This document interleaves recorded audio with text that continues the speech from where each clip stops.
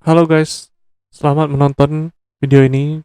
Kita akan membahas tentang sekolah pasar modal level 2. Sebelumnya di video sebelumnya kita telah membahas tentang sekolah pasar modal level 1, yang mana level 1 kita hanya mengetahui tentang apa itu konsep saham itu sendiri, jenis-jenis eh, investasi seperti reksadana, obligasi, dan lain sebagainya.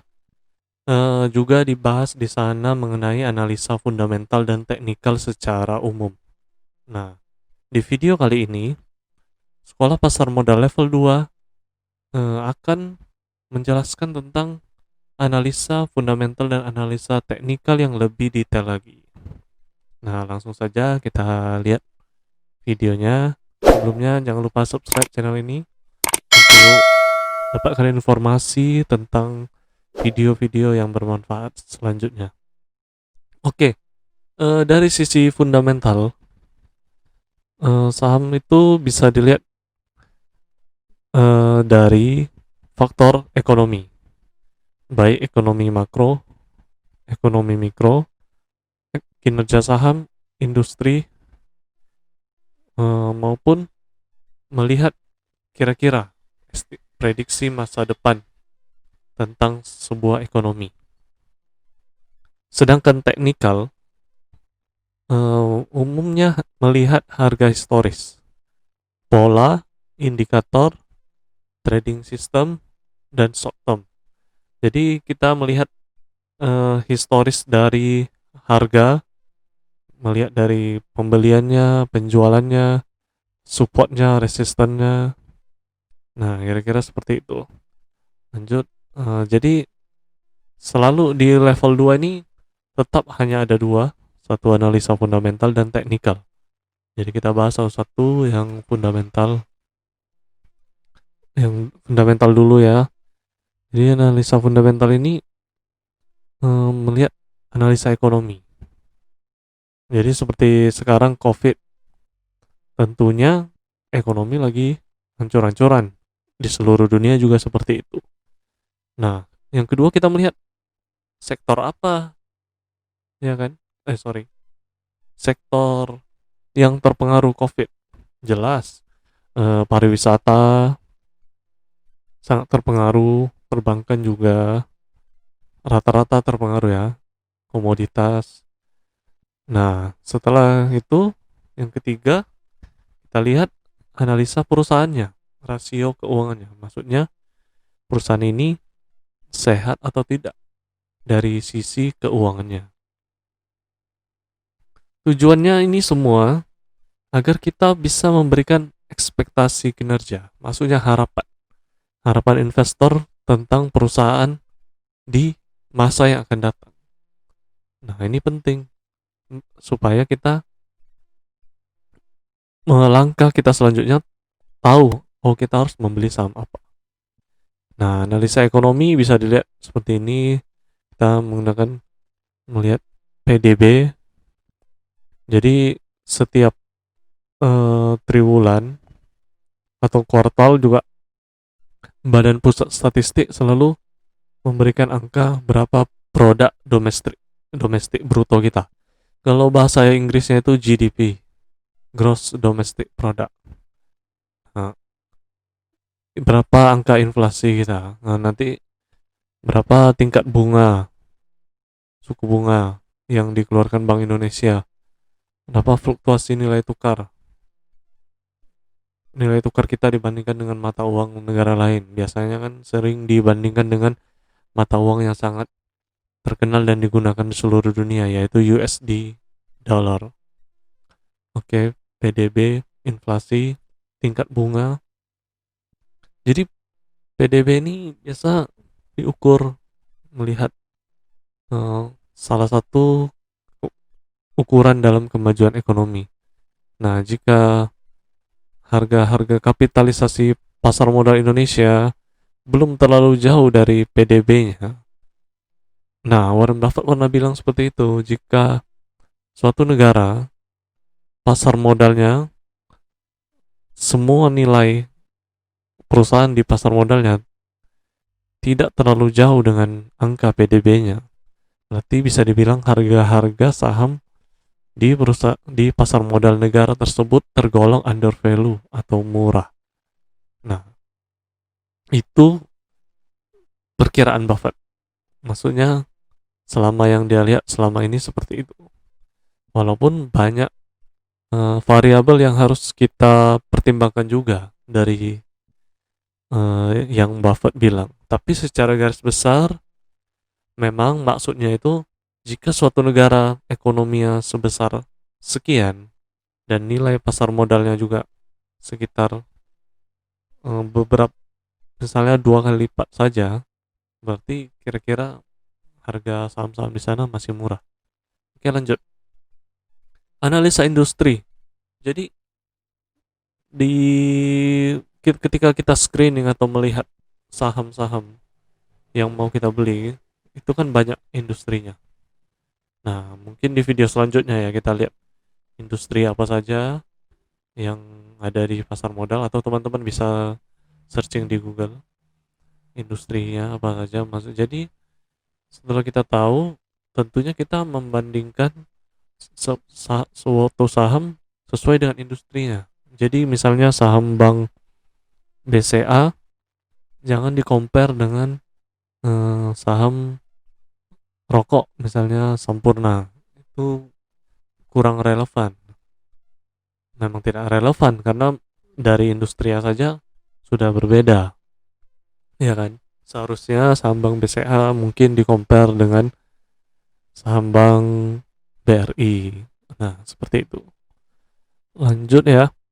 Jadi industri yang mampu beroperasi cukup baik dalam resesi.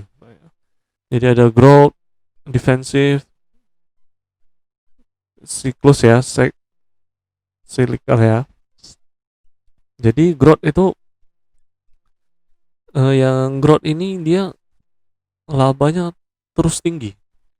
Tiap tahun semakin lama semakin tinggi. Walaupun perusahaannya udah tergolong mahal dari sisi PER, dia tetap tinggi, tetap bisa menghasilkan laba yang tinggi. Seperti itu. Defensif nomor 2, industri yang tidak banyak terpengaruh dengan kondisi perekonomian. Jadi seperti saham-saham consumer goods ini termasuk sektor yang defensif karena seperti Unilever contoh, tidak mungkin gara-gara krisis orang tidak membeli kebutuhan sehari-hari. Kira-kira seperti itu. Atau industri makanan, tidak mungkin gara-gara krisis orang tidak makan. Walaupun nilai konsumsi akan menurun, tapi tetap orang harus membeli produk itu. Nah, yang siklus ini dia perusahaan-perusahaan yang bergerak di industri komoditas seperti sawit, batu bara, karet, pertanian. Kalau sawit tadi perkebunan ya. Kalau tambak emas, minyak, gas. Nah, dia tergantung dengan harga komoditas tersebut. Jadi kalau harganya bagus, laba perusahaannya juga akan bagus dan sebalik.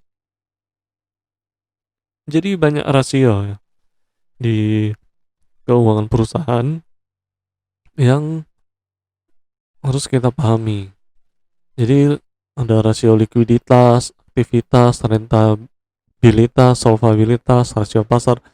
Jadi kira-kira tujuannya ini adalah sebuah angka yang menunjukkan kondisi perusahaan. Nah, oke, lanjut. Rasio likuiditas untuk memenuhi kewajiban jangka pendek. Intinya seperti itu. Jadi dia utang jangka pendeknya dia mampu gak? Kira-kira kemampuannya dalam membayar utang jangka pendeknya berapa?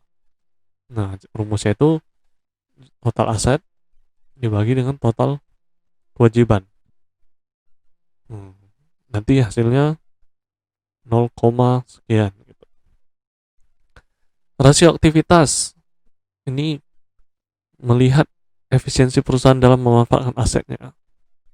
Jadi aset bersihnya dengan total aset, rata-rata total asetnya dibagi.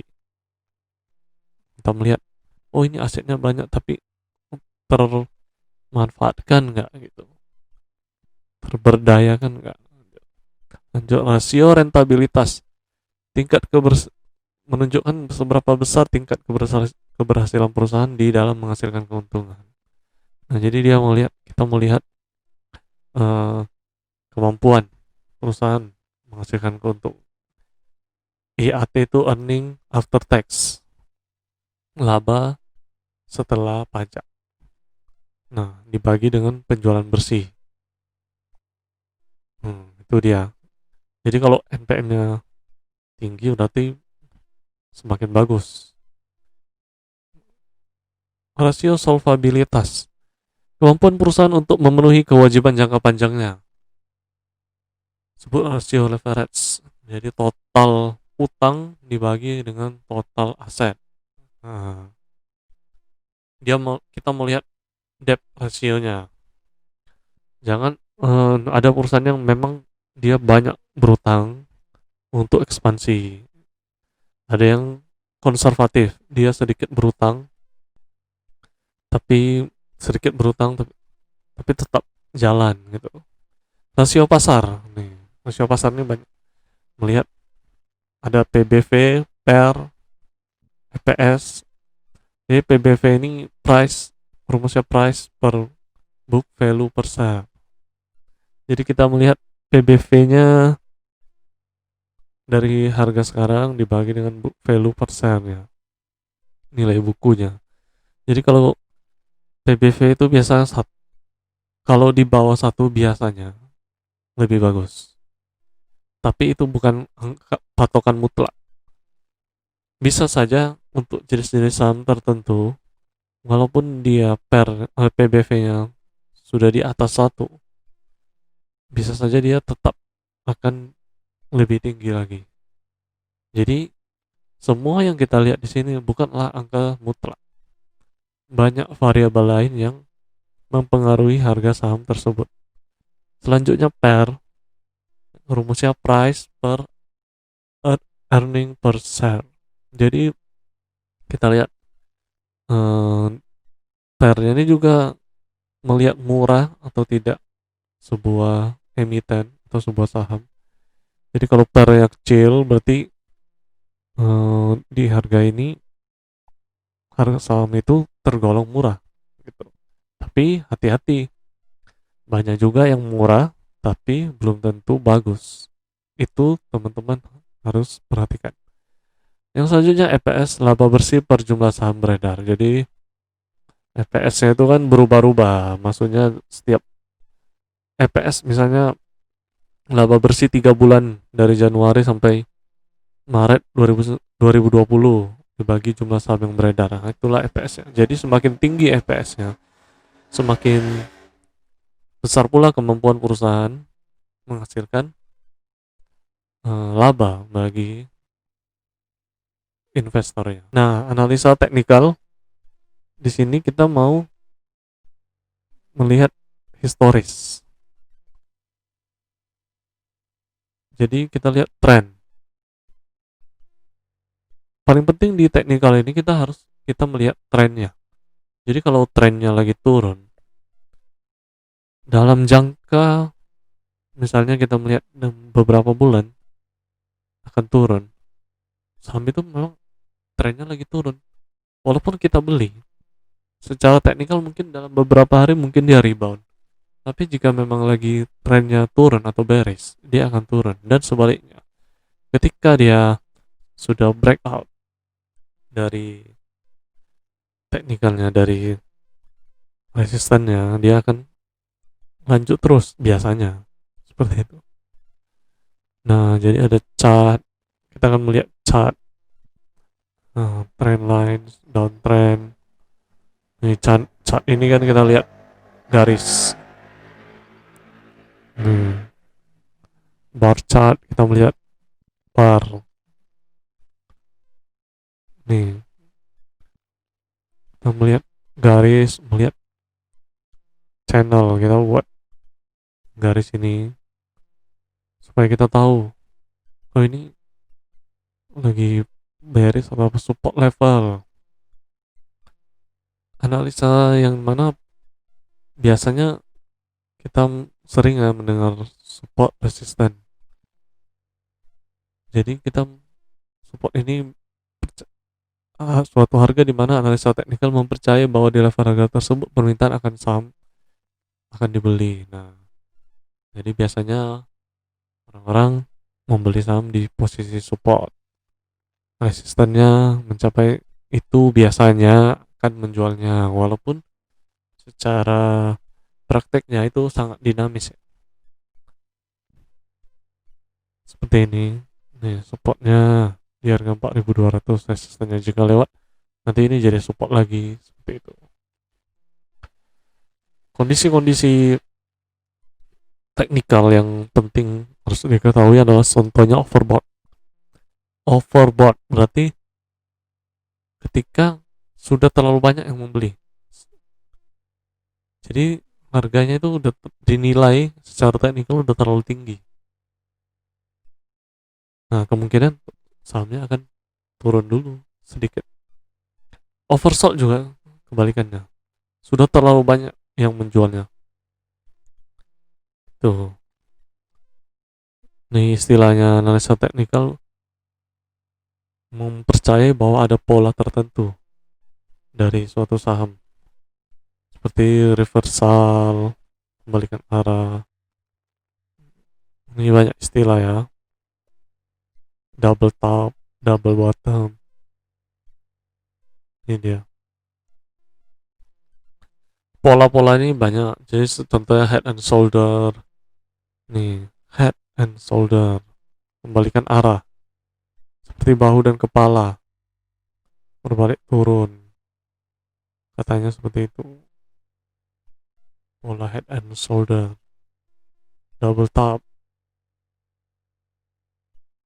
Nih, jika double top nih berarti kan anggap nggak sanggup naik lagi. Jadi kemungkinan akan turun. Double bottom. Nih, tanda-tanda sahamnya akan naik. Nih kan, garisnya lihat.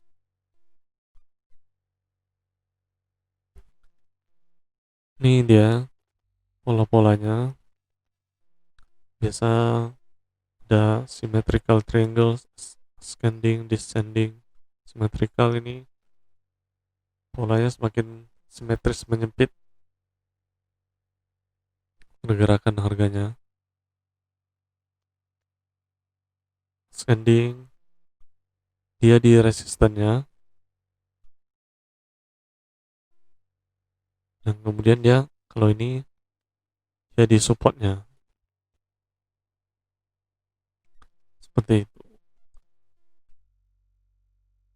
Which is adalah pola yang membentuk formasi. Jadi dia seperti triangles ya, tapi menyempit, bukan melebar seperti tadi. Pola-polanya saja yang moving average. Nah, ini yang sering digunakan di mana sering perpotongan garis moving average itu adalah salah satu patokan dari trader. Tinggal mengatur MA-nya berapa, MA 10 misalnya, MA 20, MA 50. Ini dia contohnya misalnya kan, jika ini sudah terpotong kemungkinan akan turun cross. Ini dia.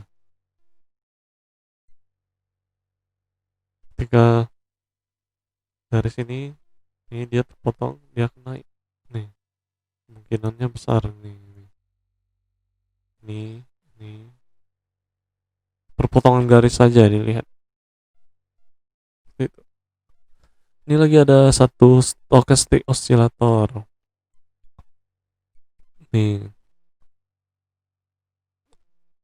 apa itu? Oscillator dia melihat. Ini dia kondisinya jika sudah apa di atas 80 biasanya dia akan turun gitu.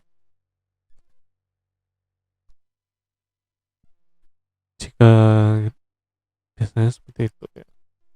Melihat menggunakan stokastik oscillator ini di angka 80 dan 20. Jenuh pasarnya. jika di atas 80. RSI, Relative Strength Index. Nah, ini untuk mengukur overbought dan oversold.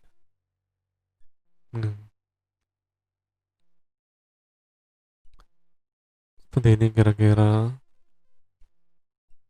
Oke, saya rasa cukup sampai sini. Di sini kalau jika teknikalnya mungkin hanya umum, nah mungkin kita bahas akan di video selanjutnya karena nanti videonya kepanjangan. Jadi intinya di eh, sekolah pasar modal level 2 ini lebih ke teknisnya ya, teknis, dan kalau fundamentalnya lebih ke lebih dalam lagi mengenai eh, ROE yang tadi, rasio-rasio semuanya, industri dan lain-lain. Nah, oke. Saya rasa demikian video ini. Jangan lupa subscribe channel ini untuk kamu mendapatkan video-video terbaru, informasi terbaru yang informatif mengenai pasar modal di channel ini. Dan jangan lupa baca juga blog saya di bukuinvestasi.com. Jika ada pertanyaan juga boleh komen di bawah ataupun di Instagram saya di @haripra atau di Instagram buku investasi. Terima kasih guys. Semoga profit dari saham dan tetap berinvestasi. Salam cuan. Bye.